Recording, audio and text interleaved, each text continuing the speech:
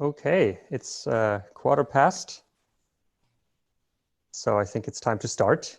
And it's my pleasure to introduce Michael, who really I feel like has been as a very positive force in the Scala community. Like something I really appreciated about you always is that I feel like rather than using polarizing pitches, you always really convince through competence and helpfulness and the quality of your work, really, like through the Scodec project and IP4S and simulacrum, and also the work taking over, maintaining and educating about FS2. So yeah, thank you for that. And I'm handing over to you, and I'm excited what you're going to tell us about your experience using Scala 3. Wonderful. Thank you for that intro, Chris. Yeah, so I'm really excited to be here today and talk about Scala 3.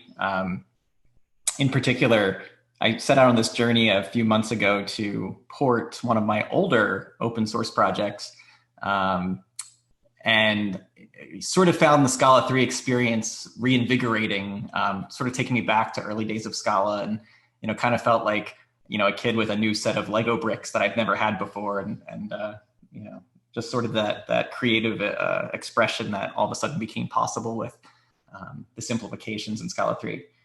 So that's what my talk today is about, really, a tour of, how these new simplifications really let us take away things from an established library that's used for a lot of practical industry grade work. Not how to use a bunch of language features to add a bunch of stuff, but really how can we simplify an existing library beyond sort of like toy examples. So for folks that don't know, Scodec, actually I looked it up for this talk. It is having its 7th open source anniversary this upcoming week. It turns 7, I think Tuesday or Wednesday. We started it to help process like PCAP files, like network-based, capture files, to help process like MPEG transport streams, things like that. It's at its essence a serialization framework, to go from data structures to binary and binary back to data structures.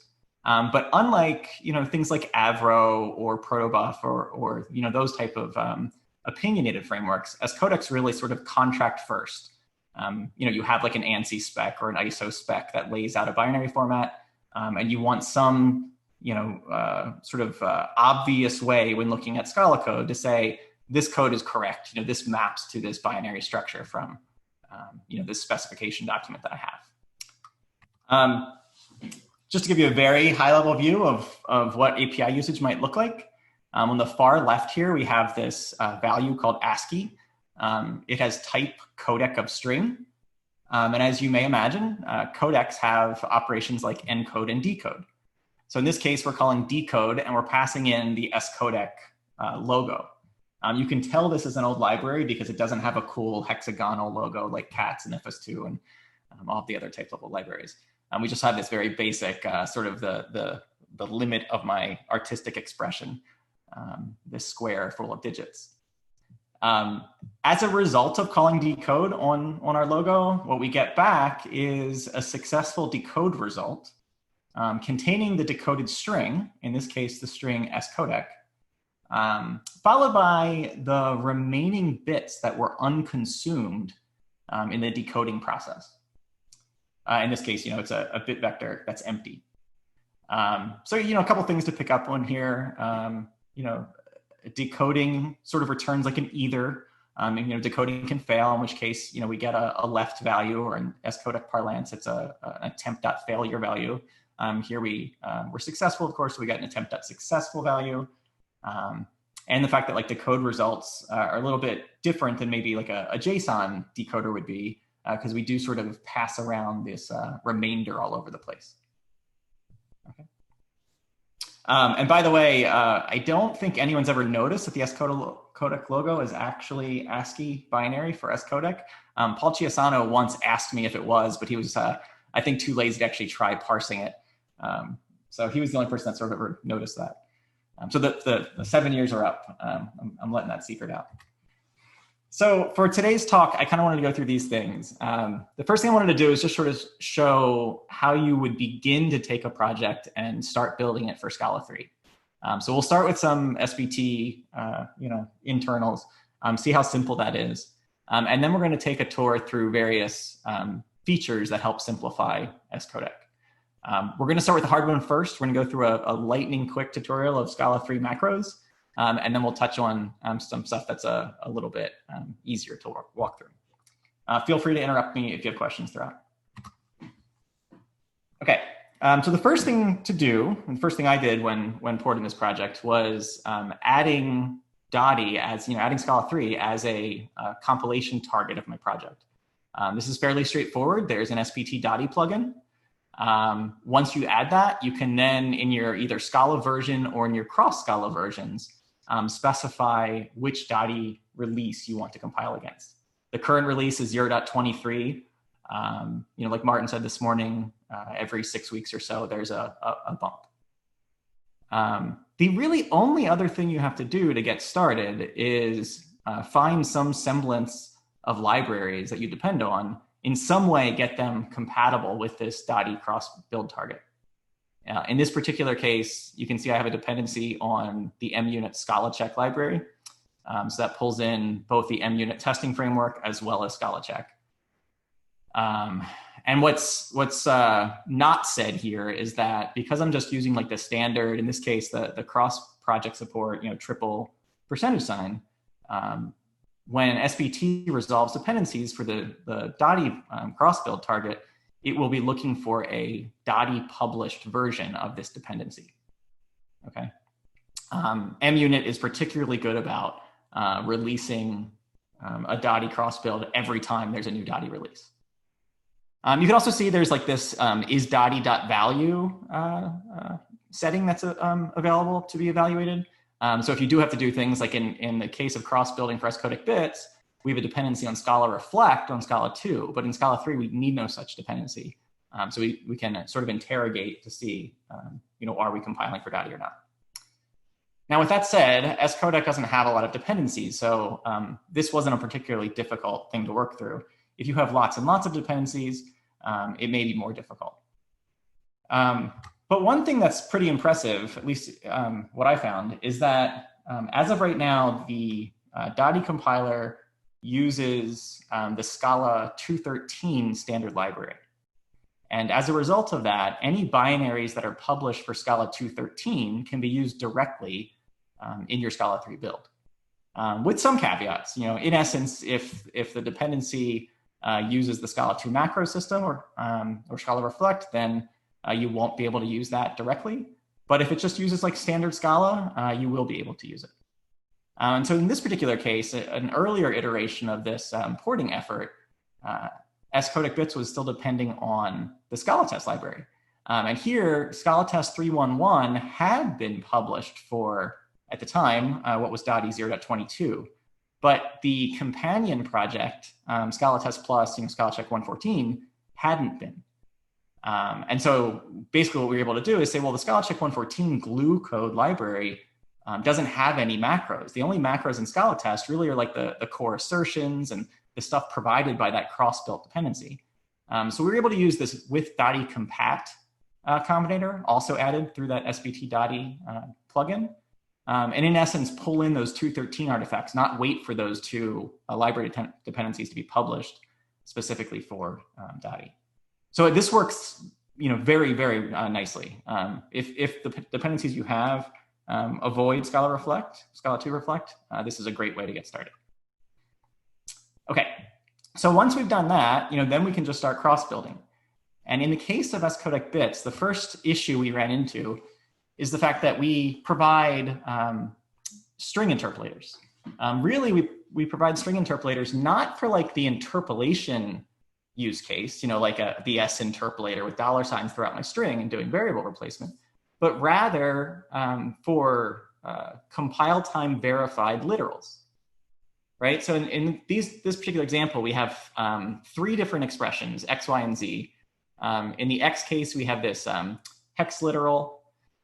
In the Y case, we have a binary literal. So like bin followed by a string of ones and zeros gives us a bit vector. Byte vector is similar, but we get bytes. It's sort of like an immutable byte array. And then our third expression, Z, if we try to say like, hey, create me a byte vector from this hexadecimal representation, we pass the string cow, we get a compilation error. And so in Scala 2, these string interpolators were implemented with Scala 2 macros. And so right off the bat, we needed to come up with a Scala 3 based macro solution for string interpolation. So here's how we are going to go about doing this. We're going to use a whole bunch of Scala 3 language features here. Right off the bat, this is the full source file, or the first 5 or 6 lines of the source file. What you'll notice is we have a def that's defined at top level scope, right? We're not defining an object, we're not defining a trait or a class. We just have this def sort of floating out there. Furthermore, this def is defined as an extension method on string context.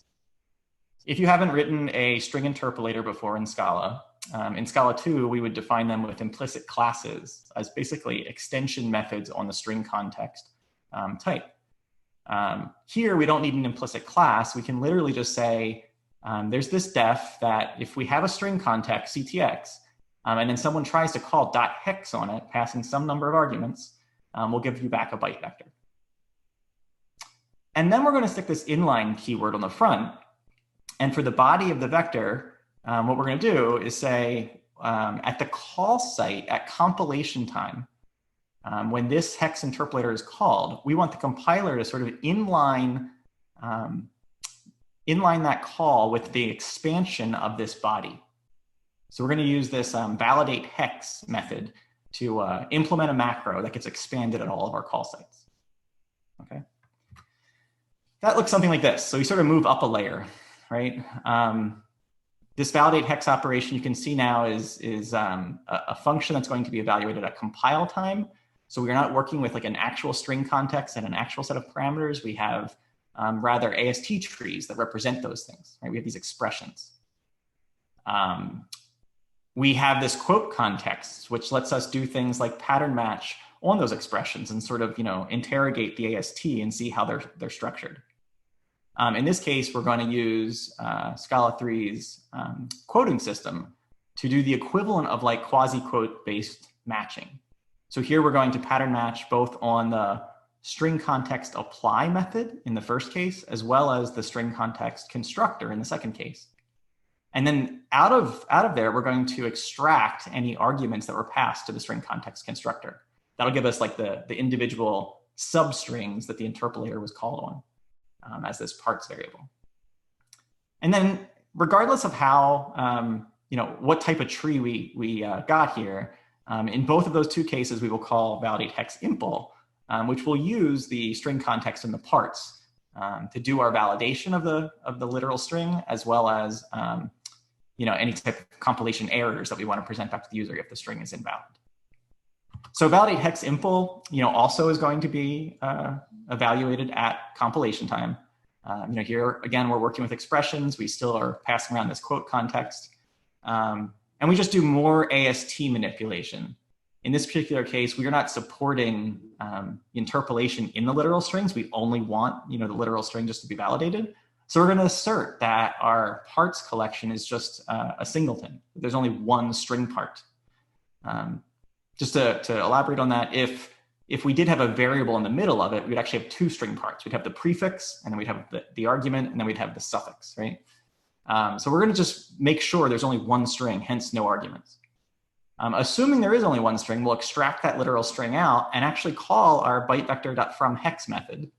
And as long as that returns successfully, it was successfully able to parse, then what we return is an expression that we're going to have inlined, have the compiler inline into the original call site. If instead that fails, then we just raise an error. So in a pretty quick way, we were able to port a Scala 2 based macro system with quasi-quotes to Scala 3. In so doing, we lost the dependency on Scala Reflect, and we have a more stable base moving forward. Okay, so once we got that working, we were pretty thrilled. But then someone pointed out that Scala 3 has support for numeric literals built in. So the question became, with Scala 3, like how can we use that support to get expressions like this to compile? In particular, that first one is sort of interesting. So we say val x is of type byte vector, and then we give it a hexadecimal number. But notice it's a 20 byte number, right? So if we just put that same exact literal number into a Scala 2 program, we would get an error saying it's too big, right? It's too big for a long. But here, we can make this work, and I'll show you how in a second. The other thing to point out, though, is that literal number is getting converted to a byte vector, not to a long or a big int or something like that. Likewise, we can use the hex syntax and the second expression, and the compiler can say, oh, you're trying to assign this numeric digit string to something of type bit vector. And it's able to do that in a way that can sort of preserve that requested or target type. Both of these syntactic conveniences end up like really cleaning up library usage as well as like test cases, things like that. So how does this work? In essence, there's a type class called Scala util from digits. It's in the Dotty Scala 3 standard library as a supplement to the 213 library it's currently using. And there's even a subtype of it called from digits with radix, which is the one we're supporting. So in our byte vector and bit vector companion objects, we provide an instance for that type class for each of those two types respectively. So here in this case, you can see sort of the given syntax that Martin talked about this morning. We're going to say here is an instance of from digits with radius with radix for the type byte vector. And then you can sort of see the type class implementation is fairly straightforward. There's just this from digits method. It passes you all of those digits as a string and then tells you, is it base 10, is it base 16, and so forth. So just by providing this one instance in the companion, we can actually avoid all of that macro-based interpolator syntax. So I think that's pretty powerful. As of right now, base 16 is supported, base 10 is supported, base 8 is supported, but base 2 is not. Maybe in the future, but it's not on the docket for Scala 3.0. So Scodec bits does retain the binary string interpolator for now, but I'd love to see radix 2 get support in the syntax as well. Okay. Moving on to the Scodec core library, the real meat of the library is this notion of codec, and really Scodec is a combinatorial library, right? It's really designed to say build tiny little codecs, things that process individual bits or some sequence of bits, and build larger and larger codecs through library provided combinators. One of the most common type of combinator we have to deal with is sequential, bit orderings or product-based codecs. The idea of like first read a field that's an 8-bit integer, then read a single bit that's a flag, a Boolean, and then read a null terminated ASCII C string. In Scala 2, we had 3 different ways to represent product codecs, 3 built-in ways. The first, the tilde operator, took inspiration from Scala parser combinators. It is super simple to implement. It's pretty simple to understand. If I have some codec of type A and I call tilde on it and pass it a codec of type B, I get back a codec of a tuple 2 of A and B. The problem with it is that as you chain together these individual tilde operations, you end up with this deeply left nested structure, right? So in this case here with this expression A, you can see I've got like an int Boolean nested inside the first element of the outer tuple. You can imagine the more of these you stitch together, the more deeply left nested it gets. Furthermore, as you kind of mix it with some other more sophisticated combinators, you end up not just like with a single left nested tuple, but just sort of like arbitrary tuple nesting all over the place. So that one is in the library in Scala 2, but it was not particularly satisfying. We then had a different approach where we use tilde tilde and basically define these as extension methods for every possible codec. I don't think we went, I'm sorry, for every possible tuple. I don't think we went all the way up to tuple 22. At some point, people got sick of writing the boilerplate, but at least up to like, you know, tuple 8, tuple 10, something like that. We had a tilde tilde operation that if you had a codec of tuple 2 and you called tilde tilde, you get a tuple 3 back. So that's sort of nice. It gives you the best output result type, but it wasn't particularly extensible. And it didn't really fit in with the rest of the combinators in the library, and there's a lot of boilerplate around its generation. So by far, the most common way to build product codecs in Scala 2 was with this third example. Val C here is the result of consing codecs onto the front of what comes to the right. You can see what we get as a result is a codec of a heterogeneous list. In this case, it's the shapeless H list. And this had really nice properties. The right associativity of the cons operator, made expressing the types of things we see in binary specifications a little bit more natural than the left associativity in the first two cases. Shapeless provided a lot of power to be able to really talk about like the binary field structures that are common. But it was a pretty heavy lift to have all of this shapeless type level operators like right in your face when you're trying to just describe a binary protocol. So that was sort of state of the art in Scala 2. So in Scala 3, we retained the right associativity, the cons operator. So we still create product codecs with cons, but we get the best of the three possible worlds for the result type. We basically get the result type of example B previously. That is that instead of dealing with H lists, we're still just dealing with tuples. So here, val A is just int 8 cons bool con C string, and we get back a codec of a tuple 3. And then if we stick an int 64 on front of A, we get back a tuple 4. So really, Scala 3 has provided us the ability to write functions that are polymorphic in tuple arity. Okay. And so what I want to do is like take a tour as to how it goes about doing that. In some sense, really, it's going to be like, really making tuples or retrofitting the capabilities of HList onto Scala tuples. That's sort of the key idea. Okay, so this stuff comes from the Scala 3 standard library. Again, these are like augments to the 213 library that it works with. First thing to note is that there's now a supertype of all tuples called tuple. There is a subtype of that called non-empty tuple. And there is a further subtype of non-empty tuple called star colon, or is what I'm going to refer to as cons. Okay. Star colon has two type parameters, a head type parameter and a tail. Head is completely unconstrained. It can be anything like int. And the tail must be another tuple. So you can see we're going to have like this inductive definition of our tuples. That's sort of the idea that we're looking at here. And in that T case, we have to think about like what's our terminating case? Like what's an empty tuple? What's a tuple 0 in a sense? And the decision in the Scala 3 encoding of tuples is that a tuple 0 is now just unit, the type unit.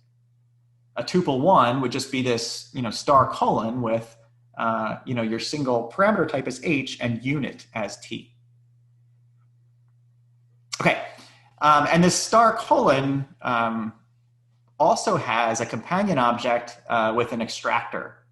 And you can see sort of like this unapply operation. It takes a parameter X.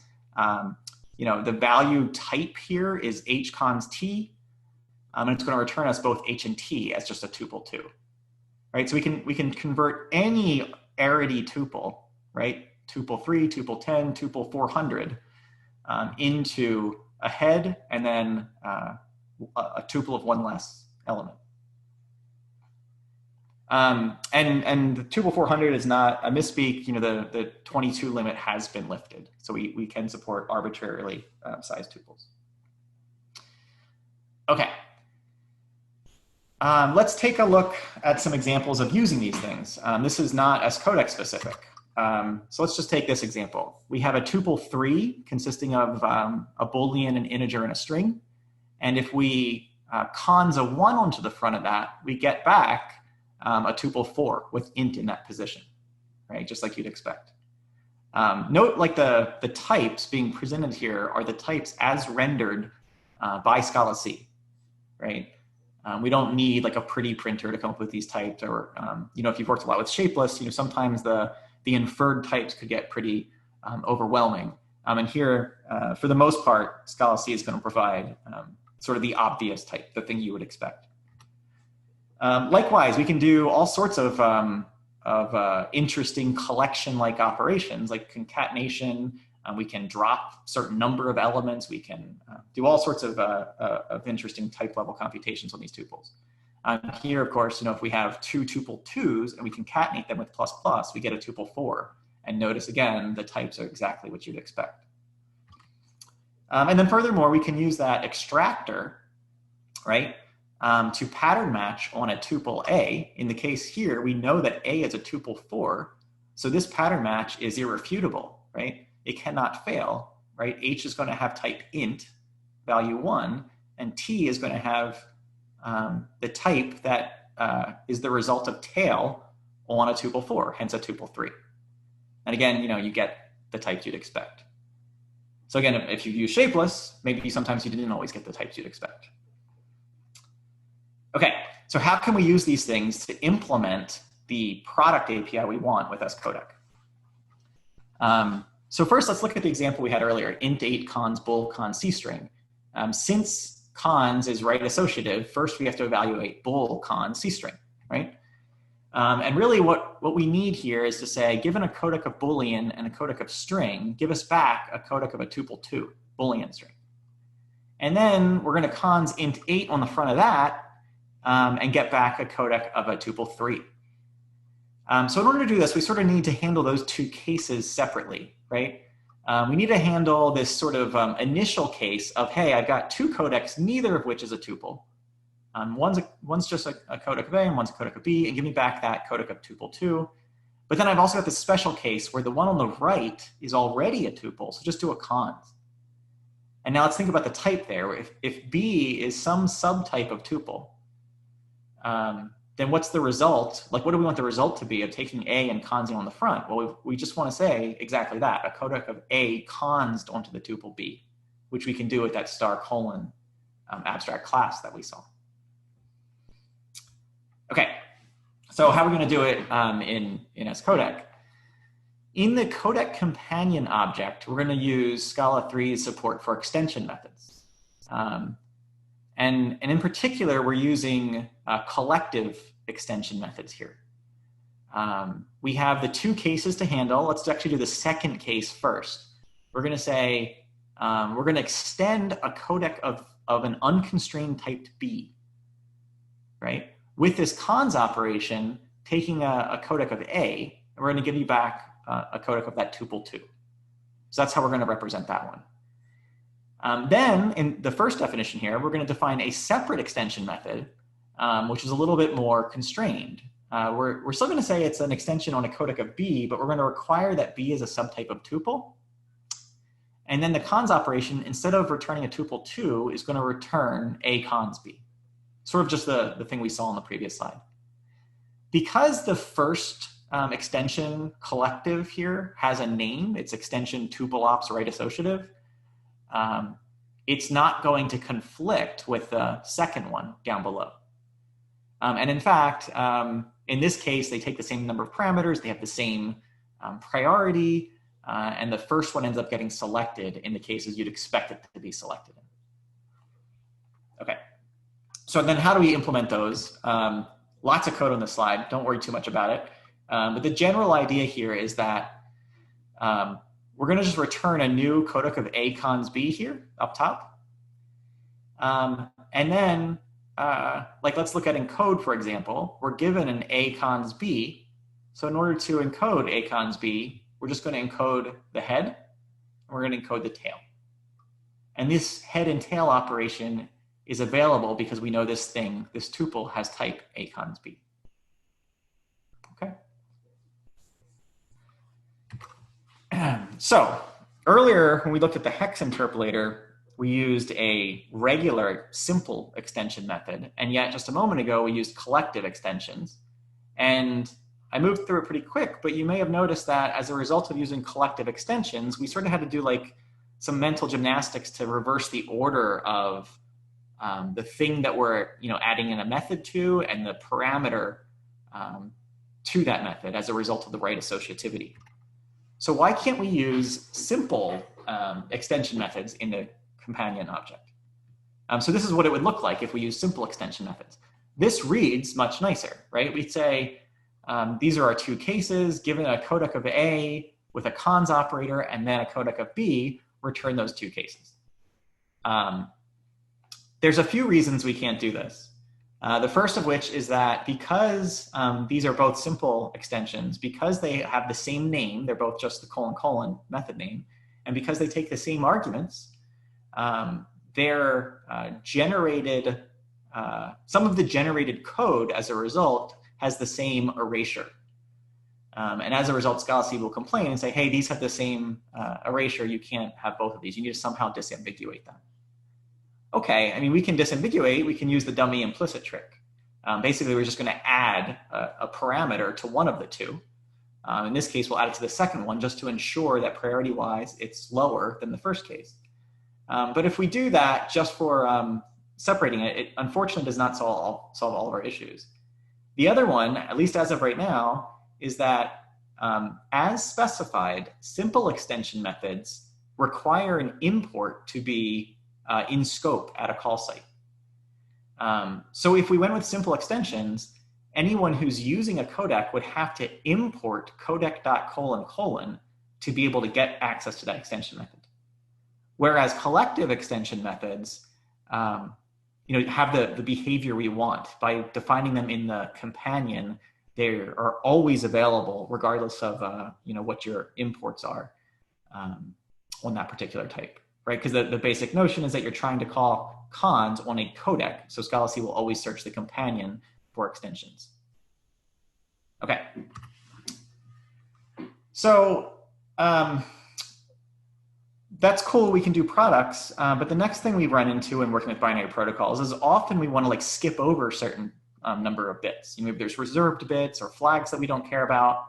Scodec has a constructor called ignore, which takes a count of the number of bits to ignore. So in this case, you can see we've got two calls to the ignore constructor, and we end up with a tuple 5 that's got 2 units in it. Unfortunately, these are kind of annoying to deal with, right? Like when we're mapping over these codecs or otherwise manipulating them, we've got to remember where these units are ordinally and take them out and stick them in at the right spots. So Scodec, both in Scala 2 and in Scala 3, has this operation called drop units, which just kind of scans through that tuple and removes all those unit values. So the question again is, how can we use the Scala 3 tuple support to write this drop units operation? And it's kind of interesting to ponder, what is the signature of drop units? If you call drop units on a codec for some type T that's a tuple, what's the return type? It's a codec of what? It's like a codec of the tuple you get by removing all units from the A. Right? Here's how we're going to do it. We're going to do another collective extension method in the companion object. This one's a little bit simpler. We'll just have a codec A as our target of our extensions, but we're going to require that A is a subtype of tuple. Okay. We're going to have a drop units method, and the return type is going to be kind of interesting. It's a drop units.t of A. So this T here must mean the result that you get by removing all units out of A.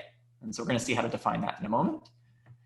And then the implementation will be fairly straightforward. We're just going to map over the codec. Codecs are invariant functors, as a side note, not covariant functors. So we can't just map the way you would over a list or over an IO. Instead, we have to do an invariant map where we provide both an A to B and a B to A function. So here, when we map over this codec of A, we have an A, we want to take the units out of it, and we get back a T of A. And in the other direction, we have the smaller tuple without the units, and we got to go stick them back in at the right positions. Okay, so let's break out those three pieces. First, the type level, and then the two term level computations. So we have this thing called drop units, this module. Drop units is going to define these three pieces. It's going to define the type T, and that's going to define the drop and insert methods. Type T is something new in Scala 3 called a match type. The idea here is that we're going to basically treat T as a type level function where it can match on its argument and return some target type based off the type passed to it, right? And in a sense, it's exactly what we were trying to do. We were trying to say, given some type A, let me inspect it and give you back something computed off of the structure of A. Match types support recursion and support pattern matching on their type parameters. So let's break down this definition. Type T takes a parameter, a type parameter of A, which is a tuple. And it's going to return us something that's a tuple as well. This is kind of an interesting syntax. It's sort of like the match type equivalent of a white box macro. It's like, hey, what you get back here statically is going to be statically known at the call site. It will return you a more specific type than tuple, right? If it was just like a colon, in a sense, if that was real syntax, we'd be saying you're getting the type tuple back, and we would have lost like the ability to see into it, understand what it is. But here we're really saying you're getting back something that statically is known to be more specific. Whoops, more specific than tuple. Okay, and then we're going to pattern match on A. And since A is a tuple, we basically are going to pattern match with like an inductive definition on the structure of the tuple. We have two cases to handle. Let's do the base case here first. We're going to say, well, if A is unit, that's a tuple 0. So we're just going to return unit. We're going to map unit to unit. And now notice, by the way, we're not matching on like paren. We're matching on types, not terms here. Okay. But if it's not unit, then it must be a head and a tail type, right? A head type and a tail type. And so if it's a head and a tail, well, let's inspect the head. And if the head has type unit, then our output should ignore this unit and just return the result of T on the tail. But if our head is anything but unit, then return that head const onto the result of recursively computing the drop units of the tail. Right? So we're just doing type level recursion on the tuple structure here. Just doing, right? Okay, now that's not good enough. We do have to do the term level. We have to implement both drop and insert. So drop is sort of interesting. Drop is given an instance of our tuple type A, and we have to return the smaller tuple with all the units removed. You might imagine like writing this as like the way you might write it on a list, where you just kind of like rip through the elements and do like an equality check on each entry and see if it's equal to the unit value. You could do that here. But instead, we're going to kind of stay within this type level realm of sort of using types to compute a term level computation. We're going to use this erased value operation and this inline match construct to match on the type again of A. So by matching on A, we can see that, well, either A is a unit on a tail, or it's a non-unit on a tail, or it's empty. And then take, appropriate action. If it's a unit on a tail, then just move on to the tail. If it's, otherwise, grab that head value off and cons that onto the result of the tail, and so forth. Likewise, you can do insert the same way, basically inductively recurse on the structure of the type and then do term level computations. In both cases here, you will notice casts. These are cases where our term level computations, we know more about the types involved of our terms than Scala C knows. Like Scala C sees sure that this particular A is a unit and a tail, but doesn't know how that relates to what we're doing over here with terms. And so these casts, unfortunately, are necessary, but they are in fact safe. You just have to work, to prove that they're safe. Okay. So now that we have the ability to remove units, the next question becomes like, how can we take these, these structures that we build, these tuple codecs, and bind them into case classes? Basically, this is the syntax that we're after.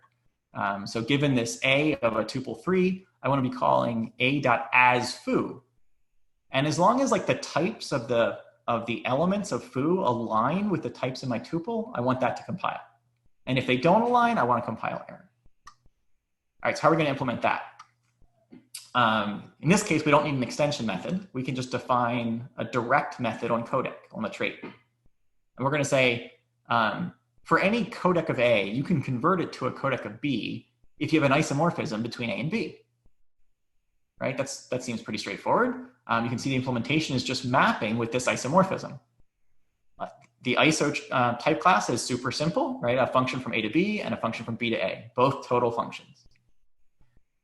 So given this definition, the question really becomes, how can we generate an instance of the ISO type class between a tuple T and a case class P? And so in order to do that, we're going to use the Scala compile time package, or the Scala deriving package, excuse me. And in particular, we're going to use the notion of a compile time mirror or compile time reflection on the structure of a case class. So we have this instance definition, this given here. And so let's look at what this is saying. This is going to give us an instance of iso TP over here, right? An isomorphism from a tuple T and a product P. For any T that's a tuple and for any old P. But with the constraint between T and P that when you compile time reflect on P, then its element types are equal to the tuple T. Okay? So this notion of like mirrors comes from Scala deriving. It's really used in support of like type class derivation. But notice here, we're not doing type class derivation really at all. We're not trying to support like automatically generating a codec. Here, we're really just trying to get explicit syntax for that .as operation. I will make a side note, this doesn't actually work right now. If you look at like the Scodec 3 or the Scodec source code for Scala 3, you will see that the definition of product is slightly more complicated because we're working around a bug where products today don't allow you to constrain their resolution with refinement types. It's not a big deal. It's not too much more complicated to work around, but I do expect that will be fixed before Scala 3 is final. Okay. And then from tuple and to tuple, just use the provided mirror to do the conversions. Again, some casting that's unfortunately necessary, but it is in fact safe casting. Okay, and then our final operation is really stitching all of these pieces together to support derivation. So this is in fact supported. It's not like a primary use case in the library. What we saw so far is really how the library is used, but occasionally it's useful to derive a codec instance. So here we have a case class point, and we add this derives codec clause. And this will compile only if there is an implicit codec available for each of the products, right? So we need, in this case, we just need a codec int available. You can see, with this particular case, it did in fact compile. It gave us a codec of point. And when we try to encode a 0.123, you can guess, by looking at the bit size here, that the implicitly available codec of int must encode 32-bit integers. So how does that work? And by the way, enums and ADTs are both supported as well. So like in this color example, you just say like enum color derives codec. And then, if you encode like the color green, you get the value 1. The binary format, the default binary format here is a discriminator for the subtype. So red would be 0, green would be 1, blue would be 2, followed by a derived codec for that subtype. In this case, they're all just objects in an enum, so there is no follow-on bits. But if you did have a more complicated enum, its bits would follow this initial discriminator. We won't have a lot of time to look at the full breakout here, but the general way this works is that in the companion of your type class, you're going to define a derived operation. And you're going to get a mirror for the parameter, mirror for A. And then in your instance, you're basically going to do compile time reflection on the structure of A. I'll just show you one example of that. Here, if we pattern match on that mirror M, we have to handle the two cases. Either it's a product or it's a sum, and then you'd go through and write term level operations, just like we did with drop and insert, but term level operations that work through those products. Michael. Oops, yes. We're at the end of the time now. I think it's fine if we run a few minutes over. Oh, that's in the last slide, isn't it? Yes. Perfect timing. Okay, and there's one question, but let's just do the slide and then the question, and I think we'll be fine. Yeah, so just wrapping up, I think the key takeaway for me was that one, Scala 3 really was very fun to adopt, see how we could use it to make things simpler really for end users. Avoid sort of all of these rough edges that we had sort of forcing shapeless into our API before. Overall, I think it's becoming very practical to start adopting Scala 3, especially if you're a library developer, because more and more of the foundational libraries are getting ported. I listed a whole bunch here. There's a whole bunch in progress as well, and we saw that list from Martin this morning. And if you do port it and you're successful with the port, do please consider adding it to the Scala 3 community build. It's a separate community build from the Scala 2 community build. If for no other reason, then you'll get free maintenance as the library or as the language changes. So what was the one question, Chris? A bunch of slides back, Jeremy Moody is asking, how does the codec know how many drop bits to insert for each unit in the tuple? It kind of looks like this information has been lost. Yes. So the answer is that the information isn't lost because, let's see, where was that?